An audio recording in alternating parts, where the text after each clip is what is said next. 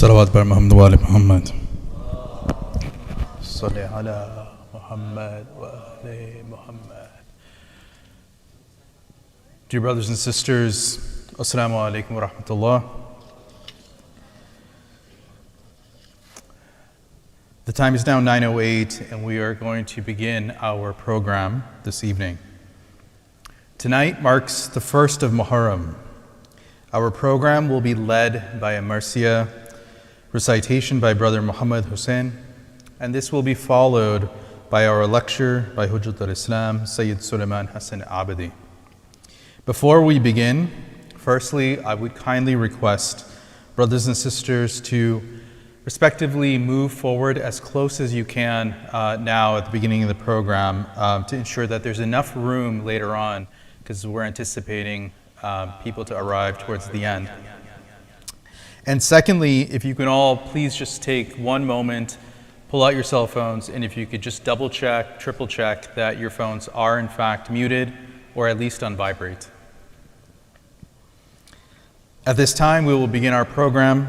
I would like to request Brother Muhammad Hussein to please come forward at this time. Salawat bar Muhammad wa ali Muhammad.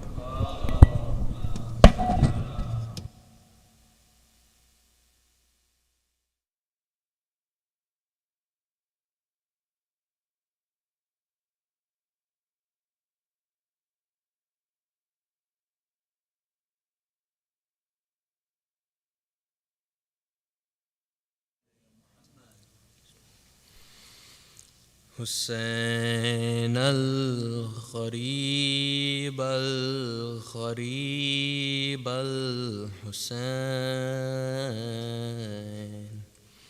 حسين الشهيد الشهيد الحسين حسين الغريب الغريب الحسين حسين الشهيد الشهيد الحسين.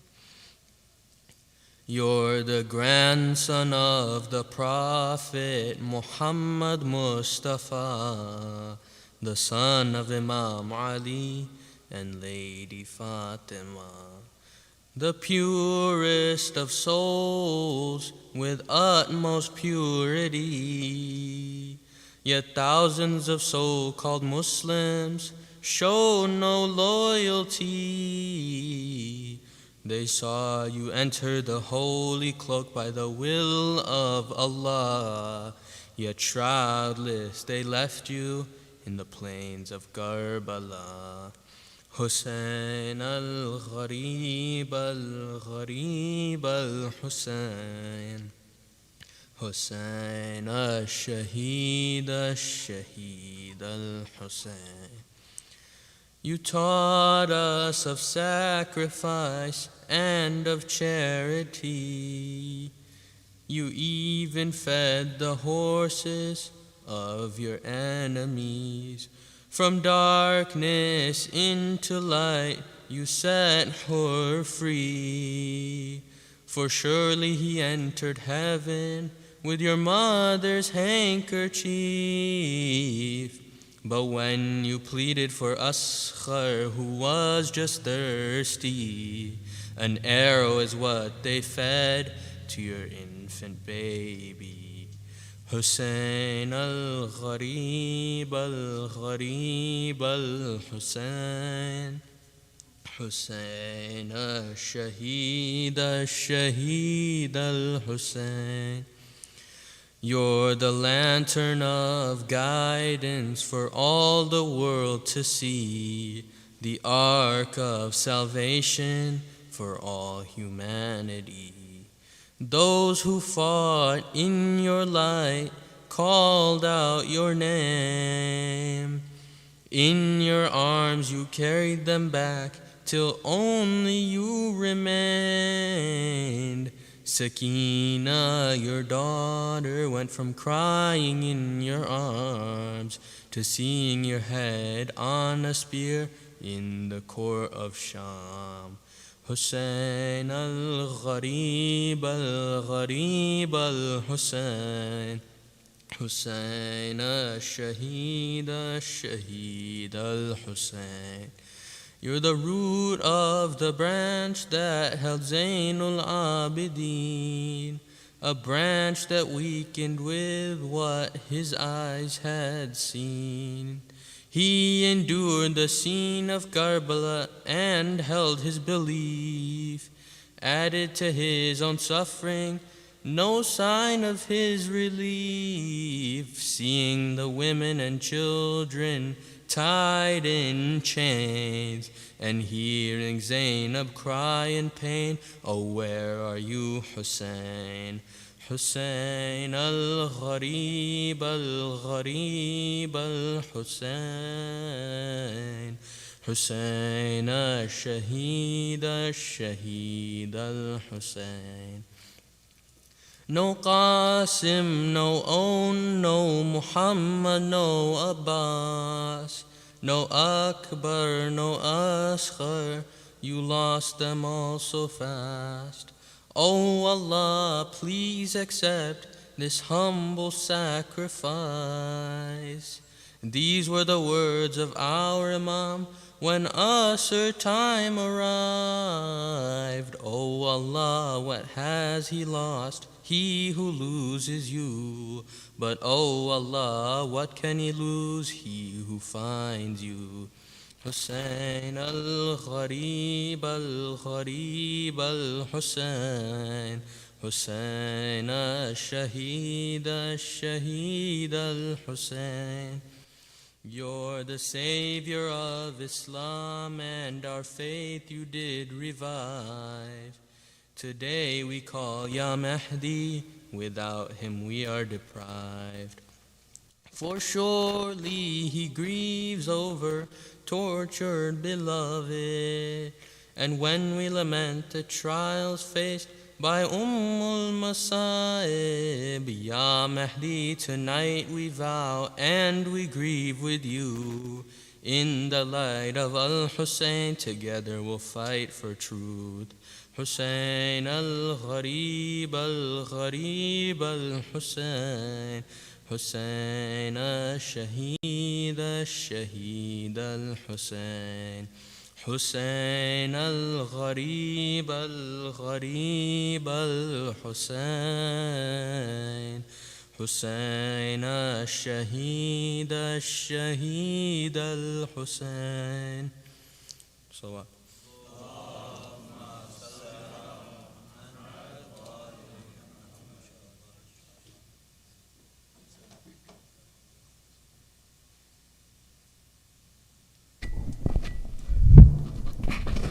Jazakallah Muhammad. For his Sehat and Salamti, please recite aloud salawat. Salli ala Muhammad wa ali Muhammad. Brothers and sisters, I'd like to share some important community announcements. First of all, this year, Bethel Ilm is having a children's workshop, and as a part of that workshop, they're having a live Karbala timescape. This is a miniature model that will be depicting the progression of the events that took place in Karbala. Today, the model will show the second day of Muharram and the arrival of Imam Hussein in Karbala. The timescape is available for your viewing downstairs on this floor in classroom 8. So if you were to go outside in the hallway that way towards classroom 8, you can go and take a look. It is available for your viewing 30 minutes before the Majlis and 30 minutes after the Majlis. And this will continue on for the next several days. So please do make a note. Additionally, just a reminder again, Bethel Ilm Sunday School registration is open for children 2 to 15. Registration is online, and the last day to register is July 31st. Also, Bethel Ilm is hosting its 14th annual blood drive. This year it's going to take place on August 6th from 10 to 4 p.m. and registration will be upstairs in the lobby. And lastly, every Saturday between July 22nd and September 23rd at 11 a.m., Bethel Ilm will be hosting a ladies and girls majalis. This will be located here in the North Building, and again, registration will be online for those who wish to participate as a reciter. I would now like to recognize the sponsors for tonight's program. For the health, safety, and continued blessings for the family of Shayan and Fatima Zaidi, please recite aloud salawat. Salli ala Muhammad wa ali Muhammad.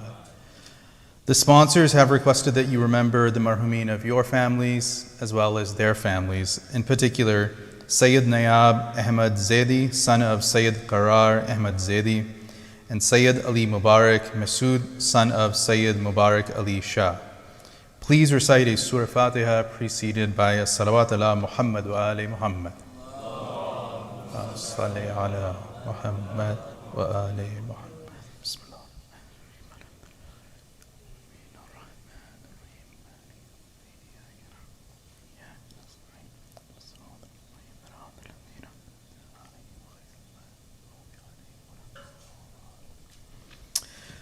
Brothers and sisters, as a final reminder before we begin tonight's lecture, those of you who will plan to stay for Matam after the lecture, you're requested to make your way upstairs quietly and respectfully. For those who are planning to leave immediately after, again, we ask that you please drive slowly in the parking lot. It is dark, and for your safety. And again, if you could please double check your cell phones to make sure that they are on mute and vibrate.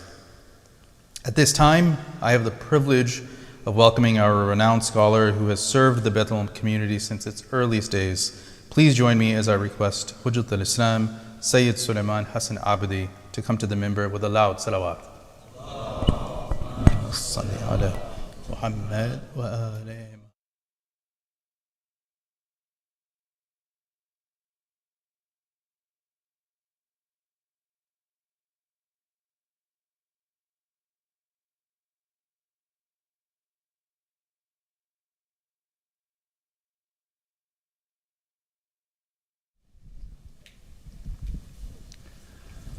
صلوات على محمد وآل محمد.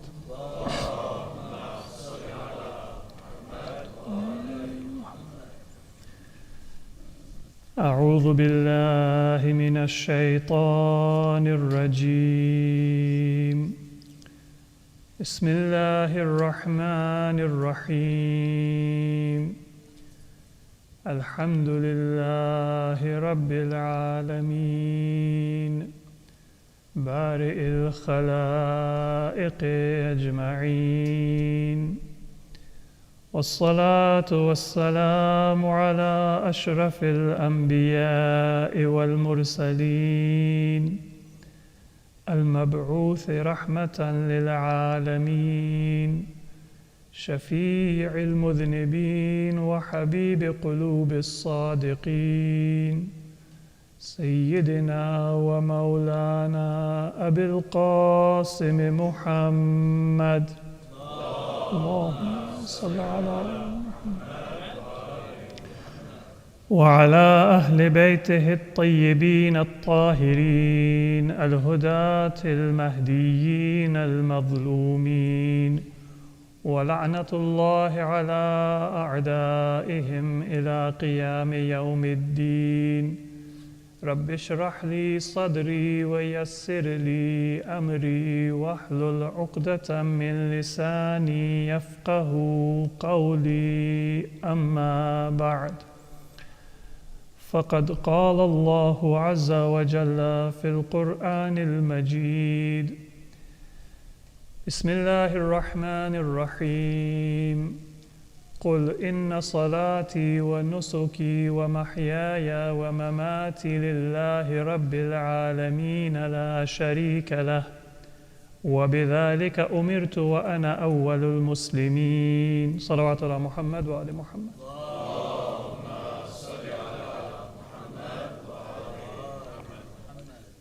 Dear brothers and sisters, Assalamu alaikum wa rahmatullahi wa barakatuh. As we mentioned yesterday, we will be discussing over the coming nights how it is possible for us to live a God-centered life, to orient our life towards Allah subhanahu wa ta'ala, and how it is possible for us to recalibrate our priorities and our thinking and our goals in life, not so that we do a favor to Allah subhanahu wa ta'ala, but so that we live up to our potential and our duty, and we are able to live a life that is worthy of the blessings and the gifts that Allah subhanahu wa ta'ala has given us. That is one of the great benefits of the remembrance and the commemoration of Karbala and the sacrifice of Sayyid al-Shuhada Abu Abdullah al-Husayn alayhi salam.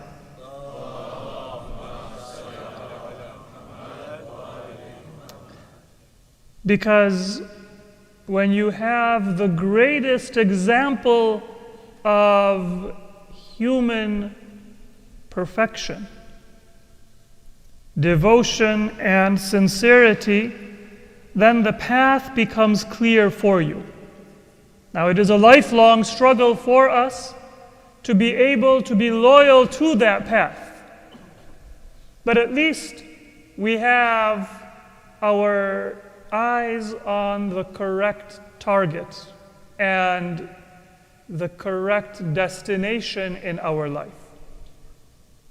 Imagine, for example, if you come from a small town and you play a sport, you're a member of an academic club, and the best player in that game or the best member of that club is somebody who is a hot shot for that small town, but maybe they would not even be able to play competitively in a larger gathering.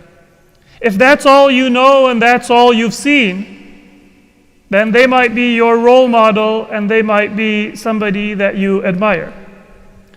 And that might help you improve if you're not as good as they are. But keeping them as a role model, even if it helps you in some ways, will also hold you back in other ways. Because they themselves may not have a very good technique or a very good mastery of whatever it is that you are trying to learn, whether it be a physical sport or an academic activity or anything else. Having them as a role model, yes, they are better than you, but having them as a role model is a double-edged sword, because you might learn some things that are not the best technique or the best way to continuously improve. So it's very important in our life that we have role models, we have leaders, we have a target and a goal in life that does not have any deficiency or lack anything that we need to learn from and grow from. And that is what Karbala and the story and the personalities of Karbala represents for us. Sallu ala Muhammad wa ala Muhammad. So if you want to orient your life towards Allah, you don't just want to have somebody who is known as religious in your community. That's an important companion to have, because they will help you on that journey. But your eyes and your goal, it needs to be much higher, so that together with your companions and with your fellow believers who are all moving in that same direction and with that same goal to Allah subhanahu wa ta'ala, you are able to continuously grow and perfect your own thinking and your own speaking and your own actions and your own decisions and move closer to Allah subhanahu wa ta'ala. One of the statements that is attributed to Imam Hussein alayhi salatu wassalam on his journey to Karbala, sallu ala Muhammad wa ali Muhammad, it encapsulates that goal that we have and the incredibly high standard that we get from Karbala. It is variously reported. Some say that it was on the journey to Karbala, and others say that it was after reaching Karbala that the Imam spoke these words. And it's possible that the Imam repeated that same message in the groups that came to visit him and see him, and among his companions and among his family members, so that the message would get out and become a slogan and a way of recognizing what Imam Hussein had set out to do in Karbala. And according to some narrations, it was in Karbala, perhaps on the 2nd or the 3rd of Muharram, or in that vicinity, when the Imam spoke these words. And it is reported that he said, "An-nasu abidud dunya." People are slaves of this world. وَالدِّينُ لَعِقٌ عَلَىٰ أَلْسِنَتِهِمْ. And religion is something that it is like something that you chew and that sticks to your tongue just for the taste. You know, sometimes we chew gum or we take a breath mint just because maybe we want to freshen our breath. So it is for the enjoyment and it is for that superficial benefit that we adopt religion. وَالدِّينُ لَعْقٌ or لَعِقٌ عَلَىٰ أَلْسِنَتِهِمْ. They wear it very lightly. You could say that it is like clothing that you throw on because you're a little cold or because you want to dress to impress somebody. Food that you eat because you want to enjoy it. يَحُوطُونَهُ مَا دَرَّتْ مَعَايِشُهُمْ. This is the state of most people.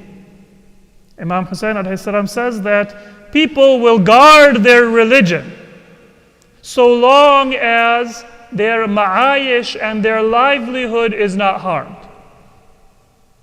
So religion is good. It gives me a sense of purpose.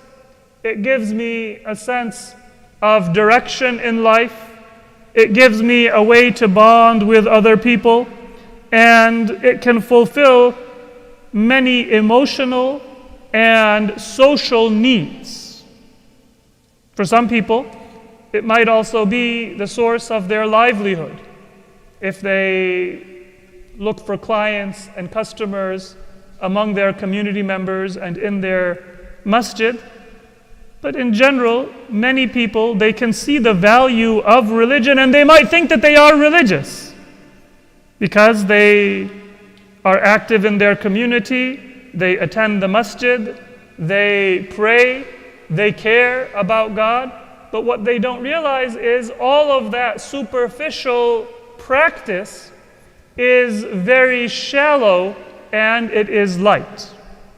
لَعِقٌ عَلَىٰ أَلْسِنَتِهِمْ. It's there in your tongue, so you taste it and you feel it and you enjoy it, but it hasn't been digested into your actual being. So how can you tell? يَحُوطُونَهُ مَا دَرَّتْ مَعَايِشُهُمْ فَإِذَا مُحِّصُوا بِالْبَلَاءِ قَلَّ الدَّيَّانُ. And that's how I can tell that is my religiosity actual true religiosity, or is it maybe something that I am benefiting from, I am enjoying, and I think that it is benefiting me, but it is shallow. And it might not be true and heartfelt. Well, Imam Hussein, he gives us a standard. Some of us when things are going well, we're on good terms with God. But when things don't go well, then the first relationship that we are willing to throw under the bus is our relationship with Allah subhanahu wa ta'ala. I get a good score on a test, and I think, all right, I need to do Salat al-Shukr. I need to show gratitude to Allah subhanahu wa ta'ala. Now there are some people, when they do well, that's when they become arrogant.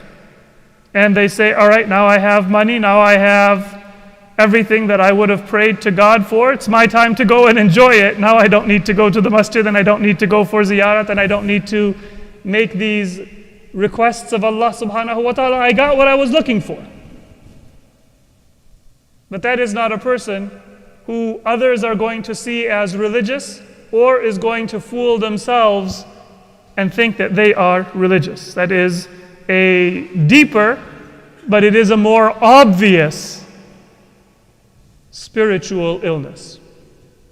That when I get what I want, I don't feel a need to show gratitude to Allah. I don't feel a debt and an obligation. That's one illness, and it's unfortunate.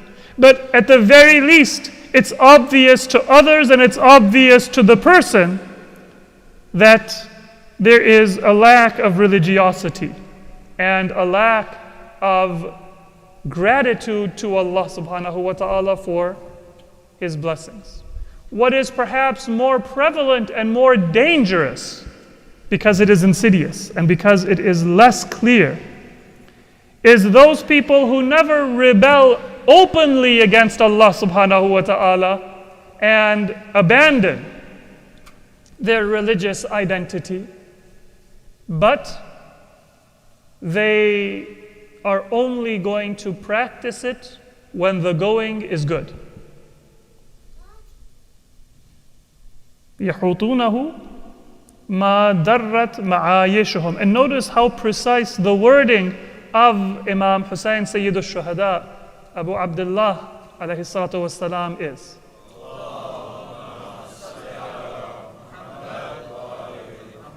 يَحُوطُونَهُ means that they guard it and they protect it. So these are people who actually think that they are religious. It's one thing for me to say that they pray, they fast. You know, I want to just get my foot in the door like an elevator that is about to close, and I sneak in and just get inside so I am not being punished. That's not the people that we are talking about. These are people who self-identify as religious. يَحُوطُونَهُ مَا دَرَّتْ مَعَايِشُهُمْ. But it's only when the time is comfortable and easy. So when I get a bad score on my test, now I feel that I can put a little distance between me and Allah subhanahu wa ta'ala. When I am in stress, or when I am in difficulty, financial difficulty, or in my family, or in my health, rather than say that this is the time when I need to strengthen my relationship with Allah subhanahu wa ta'ala, and I need Allah subhanahu wa ta'ala even more than before in order to give me guidance and in order to give me strength to succeed in the test, I find that I am less motivated. That is not always as obvious, because we have so much going on and we are stressed and we are worried.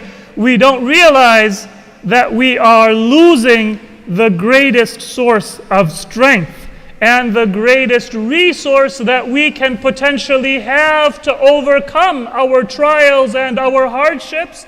And so it is almost an invisible spiritual illness. فَإِذَا مُحِّصُوا بِالْبَلَاءِ. Then Allah subhanahu wa ta'ala, He tests people.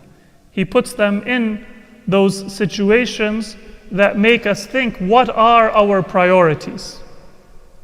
It's one thing if I have more money than I know what to do with.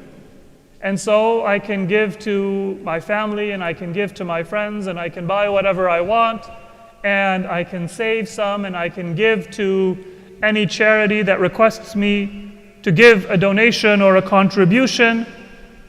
But it's another thing if all of a sudden my budget is tighter. If all of a sudden I have many members of my family or my community that are in need. If all of a sudden my community or my masjid is in need of a greater contribution of my money or of my time, and now I would have to sacrifice because I don't have that abundance that I did before. The Imam says, فَإِذَا مُحِّصُوا بِالْبَلَاءِ قَلَّ الدَّيَّانُونَ. What normally ends up happening is that those people who are actively religious become very few. And just like يَحُوطُونَهُ is a very precise word, it means that they guard their religion and they think that they are religious. Dayyanun is also those people who are not just following religion, but they are willing to stand up and to guard and to protect the values and the principles of their religion. When there is bala and hardship, when everybody is going to make fun of you because your religious values look to them as if they are backwards and they are out of date and unpopular, that is a time when you need to take more care to stand up for your religious values. Not to pick a fight, but in order to assert that your values are not out of date and they are not on the way out in culture and society, but that they are a source of inspiration and a source of guidance.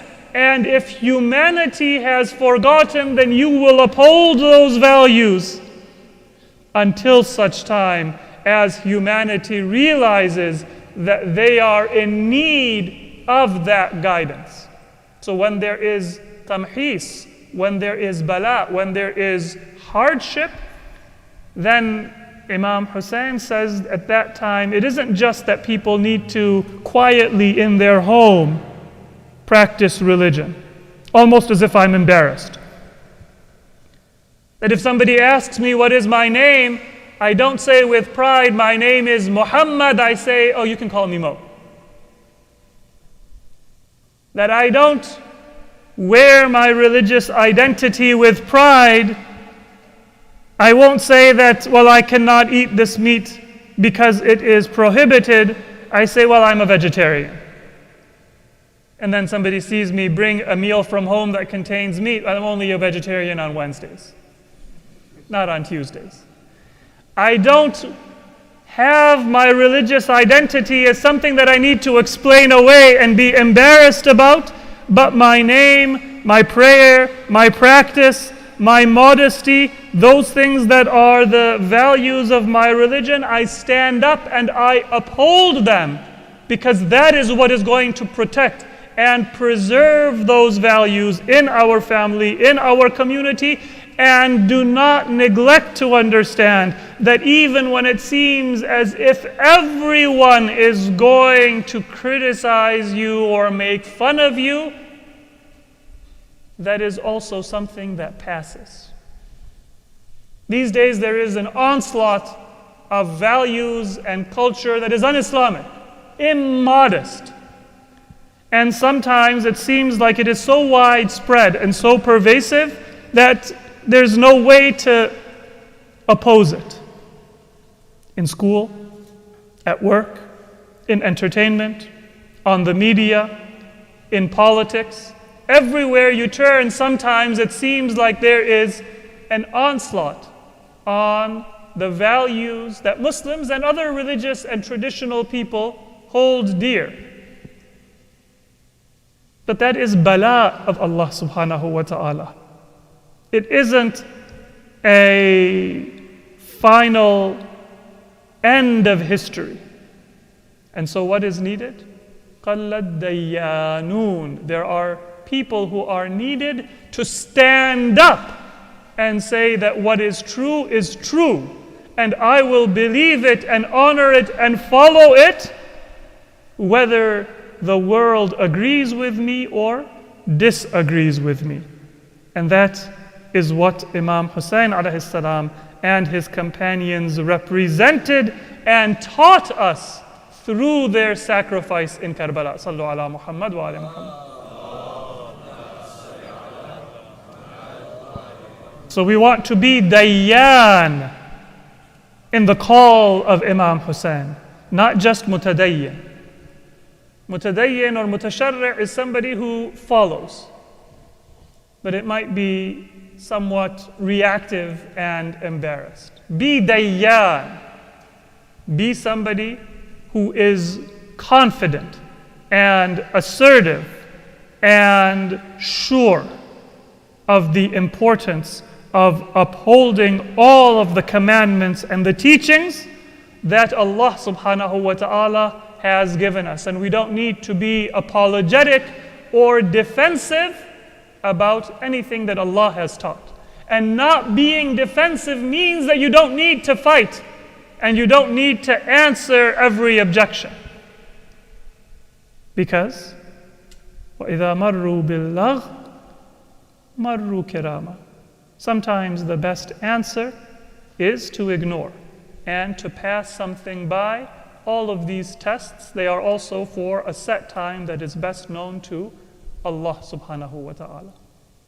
So this is one aspect of that God-centered life that we learn from Imam Hussein alayhi salatu wassalam.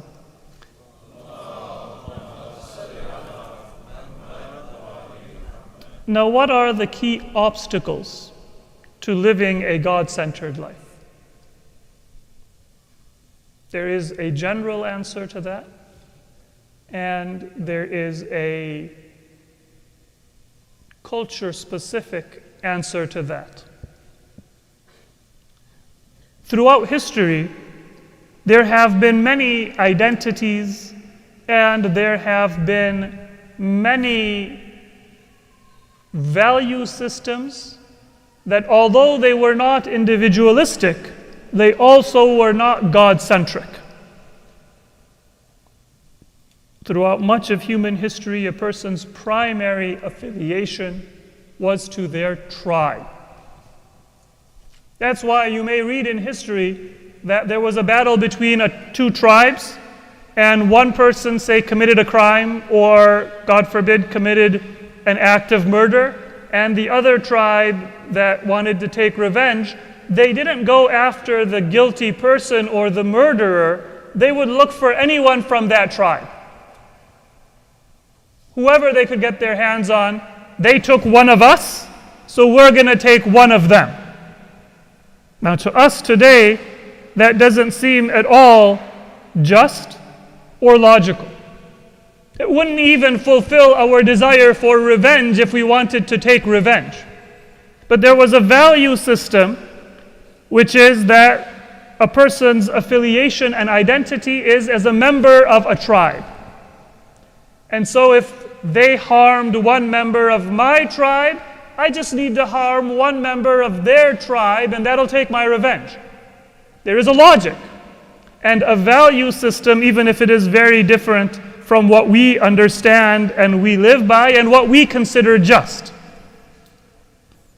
That was because that was what a person considered to be their primary identity and obligation. This was true in many societies, including Arabia before Islam. And today we have a form of that blind tribalism in the form of pride in a national identity.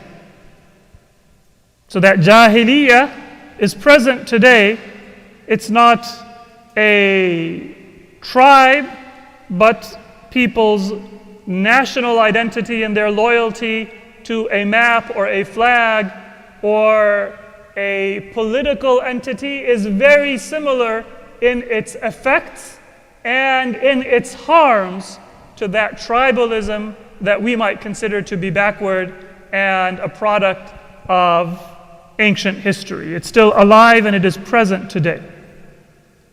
There are also some benefits, because people would be willing to sacrifice for their tribe. And so if we were under attack, I would be willing to die, and I wouldn't think twice about giving my life, because it will bring protection and it will bring glory to my tribe. So there were some benefits, and there were many harms because of the injustice. But in history, that was one of the types of identities that existed, which is not God-centered, it is tribal. It is a form of prejudice. Today, however, the greatest obstacle in the way of a God-centered life is not nationalism or tribalism, it is individualism. It is worshiping our own self and our inclinations. And yesterday I mentioned the issue of fun, and how fun can be something that is a distraction from living a wholesome life. Today we can add to that what society celebrates and tells us to seek and to value, which is serving the self and our desire. So what is the alternative then? If my parting prayer for my family, my friends, shouldn't be have fun, then what should I look forward to? What should I seek? The Quran tells us that man amila salihan min dhakarin aw untha wa huwa mu'minun falanuhyiyannahu hayatan tayyibah. If you do good deeds, and if you have faith, whether you are a man or a woman, anybody who has those two conditions, Allah subhanahu wa ta'ala gives you a promise in this world. فَلَنُحْيِيَنَّهُ حَيَاةً طَيِّبَةً. You will live a wholesome and a good life. And so that is the goal. And you will derive a deeper fun or a deeper satisfaction and tranquility from seeking to live a good life than you can ever derive from seeking a life devoted to fun. Those of us who are parents, we have experienced that many times, sometimes in the most unexpected ways. If you want to have fun, then being a parent is going to be the last thing that you should choose. Sleepless nights, stress, tantrums, cleaning up various accidents from the floor and from your car, and finding that you have aches in areas that you didn't even know you had body parts, and all of the struggles of parenthood. How much of parenthood is fun? There are moments where you truly have fun, but there is a great deal of difficulty and hardship. It's one thing for your friends to have kids. They're showered, they're fed, and then they come and they play with their uncle or their aunt for a half hour. That's pure fun. And then when they're tired and cranky and hungry, then they can go back to their parents and they can suffer all of the consequences. But it's another thing to have children of your own. But if you want to see what it means to have hayat tayyibah, then that experience of having children with all of those unfun moments is often one of the most powerful examples that we can have. Because when that child learns how to walk for the first time, speaks their first words, takes a step, learns to ride a bicycle, then learns to drive, then when they succeed in different areas of life, when people come to you and tell you how helpful or how respectful your children are, Even when you have a fight with your children and then you make up afterwards, you have a level of satisfaction and a level of tranquility that would not be possible if you had all of the wealth and all of the power and all of the toys in the entire world. That is the difference. The goal is live that hayat tayyibah, and Allah will give you fun, and Allah will give you enjoyment, and Allah will give you satisfaction, but it will be a deeper satisfaction than anything that you would be able to attain if your goal was simply to have pleasure. Now what about individuality? The Quran describes in Surah Al-Jathiyah a person who is an individualist. A person whose only loyalty is to their self. أَفَرَأَيْتَ مَنِ اتَّخَذَ إِلَهَهُ هَوَاهُ. Have you seen a person who makes their God their own whim and their own desire? Allama Tabatabai in Tafsir al-Mizan, he makes an excellent point that the wording of this verse implies that when people worship their whim, they know before they even devote themselves to pleasure that that is wrong. The Quran says, أَفَرَأَيْتَ مَنِ اتَّخَذَ إِلَهَهُ هَوَاهُ, and not أَفَرَأَيْتَ مَنِ اتَّخَذَ هَوَاهُ إِلَهًا. It's not that the people make their whim into a god, but rather they have a conception of ilah, of a god, of a purpose that needs to be served, because that is innate within human nature.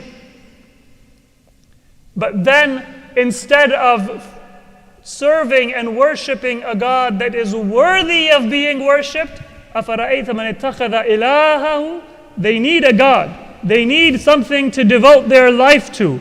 But then rather than choose Allah subhanahu wa ta'ala, who is the creator and worthy of worship, what do they choose? Hawa. That switching of the order of those two words implies that having a goal in life is intrinsic to the human soul. And you can experience that. That even somebody who says, I don't believe in God, they will still want to be popular. They will still want to be loved. They will still want to have power and influence and money. So they understand that there is something outside of the self that is needed, because they will seek it, and they will have ambition, and they will have desire. So they realize that there is an ideal of beauty, of immortality, of human needs outside of the soul, and they will seek whatever it is that they consider to be important. So there is a conception of an ilah intrinsic within them. But then, rather than seek the true source of immortality and beauty and all of those things that the human being needs and intrinsically wants, they make their ilah, their God, to be their hawa, their desire. So then what does the Quran tell us is the outcome? فَأَضَلَّهُ اللَّهُ عَلَىٰ عِلْمٍ. Then Allah misguides that person with knowledge. Now some mufassirin have said that this knowledge is God's knowledge. God knows that this person is not going to ever return to divine worship, and so Allah misguides them. But in view of that intrinsic understanding that there is always something that a human being is seeking, and if a person has no ambition, let's say that they say, you know what, I don't have any sense of beauty. I don't value beauty. I don't value life. I don't value power, they have no ambition, then that person will not be emotionally and spiritually in a healthy state. They may actually need to seek treatment. It is that intrinsic to a human being to have that understanding that there is something that we need and something that we seek that is outside of ourselves. So in view of that, this فَأَضَلَّهُ اللَّهُ عَلَىٰ عِلْمٍ is not referring only to God's knowledge, but that there is knowledge that that person has that does not protect them from misguidance. That's a mistake that many people make. Children often, when their mother comes or their father comes to remind them, what's the first thing that comes out of most of our mouths? And I'm not picking on teenagers or younger children. I am blessed to still have my parents alive, and sometimes they tell me things that I know. And the first thought that comes to my mind is, I know. Drive a little slower. Don't forget to do this. Take care of yourself. If you are blessed at any age, young, middle-aged, or if Allah has given your elders, your parents, a long life, then even maybe past middle age, you may still have that blessing. Normally, when we hear something from a teacher, from an alim, from a parent, maybe even from a friend or a well-wisher, as long as we know it intellectually, our first response is, I know. And then we kind of turn off our attention. We go and we look for something that is fresh. But Allah subhanahu wa ta'ala says that one of the signs of people who worship the self and worship their whim is أَضَلَّهُ اللَّهُ عَلَىٰ عِلْمٍ. They know, but they are going to be misguided. وَجَحَدُوا بِهَا وَاسْتَيْقَنَتْهَا أَنفُسُهُمْ. So don't think that knowing means that you are safe. There's many people who smoke, and they know the harms of smoking, who have other damaging habits. They know that they are damaging their own physical health. Maybe they're even suffering the consequences in their relationships, in their physical health, in their spiritual well-being. But that knowledge does not protect them. So value those reminders that come. And if you know something and you hear it, practice making your first response not be a dismissive, well, I've already heard that, I already know that, I read the same news that you do. But rather to think and to ponder and to say, is it maybe the case that this person is telling me because although I know, they see that I am not doing and practicing what I know. Maybe I need to be appreciative, where my default response is to be dismissive. فَأَضَلَّهُ اللَّهُ عَلَىٰ عِلْمٍ. One of the signs of somebody who is self-focused and worshiping the self, and this is the key obstacle towards a God-centered life that we have, is that we know things, but we ignore them. فَخَتَمَ عَلَى سَمْعِهِ وَقَلْبِهِ وَجَعَلَ عَلَى بَصَرِهِ غِشَاوَةً. Allah says that He seals that person's hearing and that person's heart, their thinking and their intellect.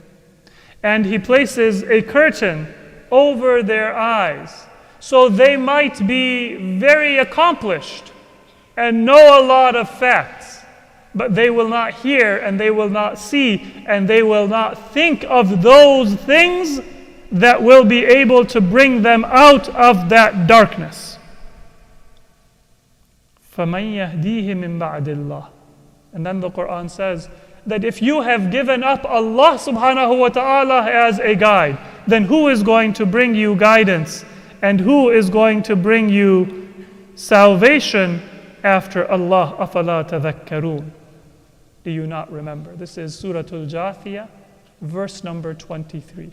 And there are many different forms of this worship of our own whim. But if my goal in life is to do what I want, and I never ask, is what I want what I should want? If my goal in life is simply to enjoy,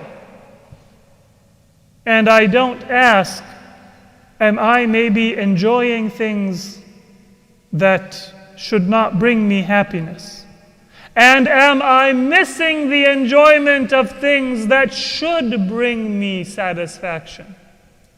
Then that shows that my God is my own whim. That is one of the beautiful lessons we learn from Imam Hussein. Because everybody told him, don't go to Iraq. Don't go to Karbala.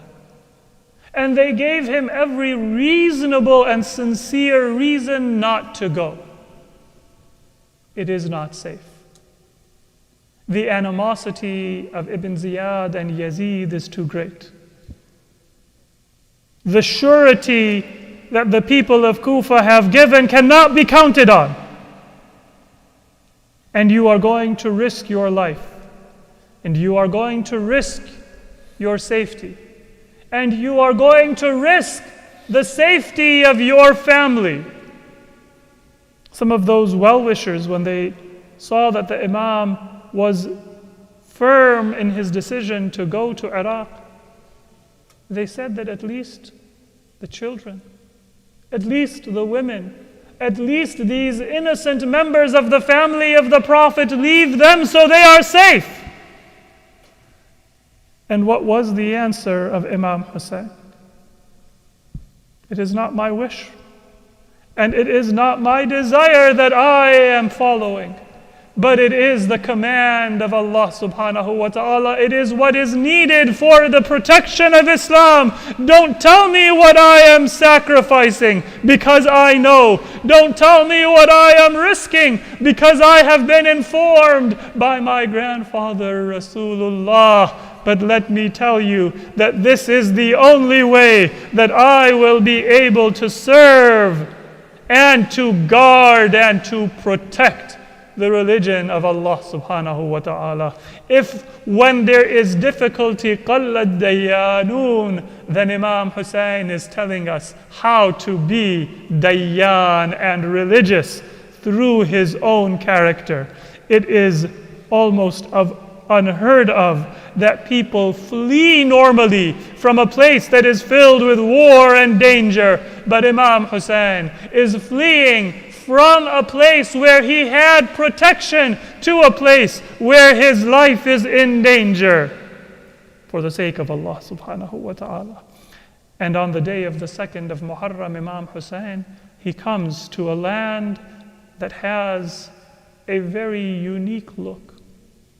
It's as if Imam Hussein recognizes the sand in the desert before him, because when he left Medina and he bid farewell to the elderly wife of the Prophet, Salama, she showed him some dust that had been given to her by Rasulullah, and she said that, "Oh my beloved son Hussein, your grandfather, he gave me this dust, and now that you are leaving, I feel like it is only through looking at this sand that I will be able to find what is going on with your journey." The Imam, he miraculously added some sand to that which was in the possession of Salama. And now he stood in a land where that same fragrance and that same sand was visible before him. Imam Hussein stopped, and his caravan stopped, and he said, is there anyone who knows the name of this land? Imam Hussein was searching for a specific name. Somebody said that this area is known as Ghadiriya. The Imam said, is there another name by which it is known?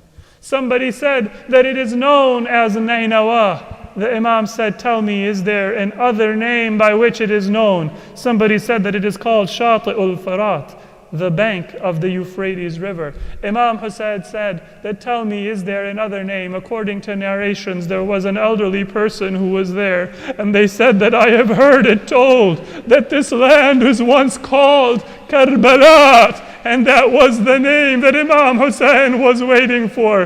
He said that, A'udhu billahi min al-karbi wal-bala. I seek refuge in Allah subhanahu wa ta'ala from calamity and from hardship. This is the land which my grandfather foretold. This is the land where we will establish our camp. This is the land where we will be martyred and where our blood will flow onto the sands. This is the land where our children will be massacred. This is the land from which our women folk will be made into captives. This is the land that my grandfather has promised me. And when Lady Zainab heard these words of Imam Hussein, she came forward and she said that, oh my beloved brother, if this is a land of karb and bala, if this is a land of hardship and tribulation, then can we go and make our encampment somewhere else? The Imam said that, oh my beloved sister, when we were on the way to the battle of Siffin, we passed by this area, and I and my brother Hasan, we were with Amir al-Mu'mineen, and he stopped his army, and it was at this land where he brought me and Hasan together, and he recited the tragedy of Karbala for us. Oh Zainab, this is the land that has been destined for us and foretold, and that was the land where Imam Hussein and his companions, they offered their sacrifice in the way of Allah subhanahu wa ta'ala. May Allah allow us all to have the honor of visiting Karbala and paying our respects to Imam Hussein and the family members and companions who gave their lives with him. And may Allah subhanahu wa ta'ala keep that love and that goal always foremost in our hearts and minds, so that we live on the path of Muhammad wa Ali Muhammad, and we die on their path and in their love, and that we are united with them in heaven for all eternity. May Allah subhanahu wa ta'ala accept our remembrance, forgive us, and guide our hearts, and keep us always on the path of Muhammad wa Ali Muhammad. Sallu ala Muhammad wa Ali Muhammad.